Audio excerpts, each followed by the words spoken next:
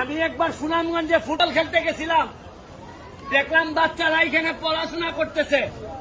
আমি 10,000 টাকা দিয়ে গেছিলাম মিষ্টি খাওয়ার জন্য।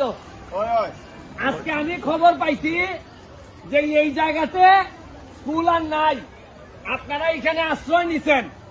আমি যখন আপনাদের এই স্কুলের নাম শুনছি, যে এই জায়গায় আমি গেছিলাম, আমার 2-3 জন এখানে ফোন দেওয়ার পর আমার আর জানে মানে নাই যে আমি আপনাদেরকে না দীক্ষা থাকি। আমি 150 কিলোমিটার দূর থেকে আপনাদের জন্য আইছি। 150 কিলোমিটার দূর আমার হবিগঞ্জ থেকে আমি আপনাদের জন্য 500 প্যাকেট খাবার নিয়ে আইছি। সারা বাংলাদেশের মানুষ আমার কাছে টাকা পাঠাইতেছে, বলতেছে আমি যেন আপনাদেরকে খাবার দেই, সহযোগিতা দেই। আমি এই জন্য আপনাদের কাছে আসছি। আমি আপনাদেরকে বলি, শুনেন, আমি আসছিলাম শুকনা খাবার নিয়ে, কিন্তু আসার পর আমার মনে হয়েছে, আমার একজন বলছে যে ভাই যদি ভাত না খাওয়ান আর চলতেছে না ভাই, ভাতের ব্যবস্থা করে দিয়া যান। আমি এইখানে একজনকে পাইছি, যিনি আপনি আসেন, উনি আপনাদের জন্য 3 ডেক ভাত নিয়ে আসছিল আজকে, খিচুড়ি। আপনারা এইখান পর্যন্ত নাকি আসে নাই, ওইখানেই শেষ হয়ে গেছে সব। শূন্য আমার কষ্ট লাগছে। এখানে চেয়ারম্যান সাহেব আছে আপনাদের, আমি আপনাদেরকে বলতে চাই, এই 500 প্যাকেট শুকনা খাবারের সাথে সাথে আপনাদের এখানে আরো অন্তত 1 সপ্তাহ খাবারের জন্য আমি 1 লক্ষ টাকা আপনাদের কাছে দিয়ে যাচ্ছি। আমি 1 লক্ষ টাকা দিয়েও শেষ না, যদি আরো লাগে আরো দিব, যা লাগে দিব। তারপরে কথা দিচ্ছি যে যাদের এখানে একবার পাড়া দিয়ে গেছি, কেরারে না খাইয়ে থাকতে দিব না, এটা কথা মনে রাখেন। বিপদ কখন আছে কেউ জানে না।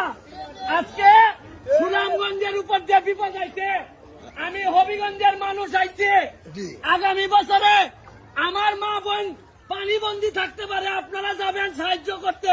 এইটারই বলে মানুষ এবং মনুষ্যত্ব। আপনারা টেনশন করবেন না, আপনারা বেশি দিন আল্লাহ পরীক্ষা নেয় না, বেশি দিন না, এই পানি নেমে যাবে, আমরা আবার ফেরত যাব। তবে মনে রাখেন, এইরকম দুঃসময়ে আপনাদের এলাকার যেসব মানুষ আপনাদেরকে সহযোগিতার জন্য আসে নাই, তাদের কথা আপনাদের হৃদয় কোনোদিন ভুলবেন না। এইটাই সময়। শুনেন, শুধু বিয়ে শাদী করার জন্য, বিয়ে শাদীর অনুষ্ঠানে না, মানুষ যখন বিপদে পড়ে তখন একজন নেতা হিসাবে, একজন এলাকার মানুষ হিসাবে আশা বলে আমি মনে করি। আপনাদেরকে একটা দুঃখের কথা বলি, ঢাকাতে আমি একজন সুনামগঞ্জের লোকের সাথে আমার কথা হয়েছে। আমি তারে বলছি গত সপ্তাহে যে সুনামগঞ্জের অবস্থা খুব খারাপ, চলো সুনামগঞ্জে যাই, মানুষকে সহযোগিতা করি।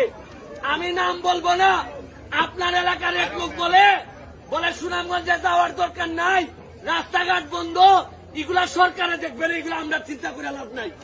তখন আমি বলছি, নিজের এলাকার মানুষের পানির তলে রাখা যারা অন্য এলাকায় বসে থাকে, তারাই এই এলাকার কৃতি সন্তান কোনোদিন হইতে পারে। এই জন্যই বলি, মানুষ চিন্তা রাখেন, আমি এই জায়গায় কোনোদিন ফেরত আবার নাও আসতে পারি, আপনার সাথে আমার দেখা নাও হইতে পারে।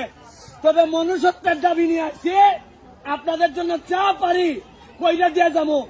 আজকে 1 লাখ টাকা দিয়ে যাইতেছি, আবার এই শুকনা খাবার দিয়ে যাইতেছি। লাগে যদি ডাকবেন। আরে চাইছে আমি 5 ফুট 8 ইঞ্চি হইতে পারি, কিন্তু কলিজাটা আমার পুরা শরীরের চেয়ে বড়। আমি তরুণদেরকে বলি, পড়াশোনা করেন, পড়াশোনা করলে যদি জজ ব্যারিস্টার হইতে পারেন, তাইলে নিজের এলাকার মানুষের জন্য করতে পারবেন।